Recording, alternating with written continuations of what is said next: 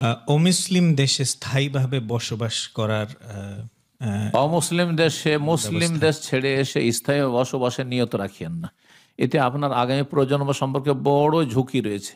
এই রিস্কে থেকে ছেলে মেয়ে যদি মুরতাদ হয়ে চলে যায় তাহলে রবের কাছে ফেঁসে যেতে পারেন, যদি মুসলিম দেশ থেকে এসে থাকেন। আর যদি অমুসলিম দেশ হয় তাহলে দুটোর মধ্যে তুলনা, অনেকেই আছেন যে অমুসলিম দেশে ছিলেন আর একটা অমুসলিম দেশ, হ্যাঁ, তো তার মধ্যে তুলনা করবেন যে কোনটা তুলনামূলক ভালো, কোনটা দেশ তুলনামূলক আমার ভালো, আমার দিন দুনিয়ার জন্য 1 নম্বরে দিন আর 2 নম্বরে দুনিয়া, কারণ দুনিয়া ছাড়াও আমরা বসবাস করতে পারবো না। তো এইভাবে আপনি নিজের ক্ষেত্রে সিদ্ধান্ত নেবেন। বারাকাল্লাহ ফিক। আল্লাহ হেফাজত করুন। কোনো ভাই রিবা ভিত্তিক কর্জ নিয়ে বাড়ি বানাচ্ছে, তাকে টাকা দিয়ে সাহায্য করা যাবে কিনা?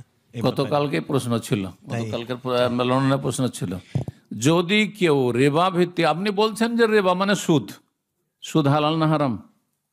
বললাম তো সুদ তো বলছেন, নামই তো সুদ বলে দিলেন, তো আমি কেমন করে হালাল করব? তো দেখেন, সুদের বিরুদ্ধে, সুদখোরের বিরুদ্ধে, যারা সুদের সাথে রিলেটেড তাদের বিরুদ্ধে আল্লাহ রসুলের যুদ্ধের ঘোষণা রয়েছে। মারাত্মক গুনাহ এটি কিন্তু, জি, শিরকের পরে ধ্বংসাত্মক গুনাহ। সুতরাং সাবধান।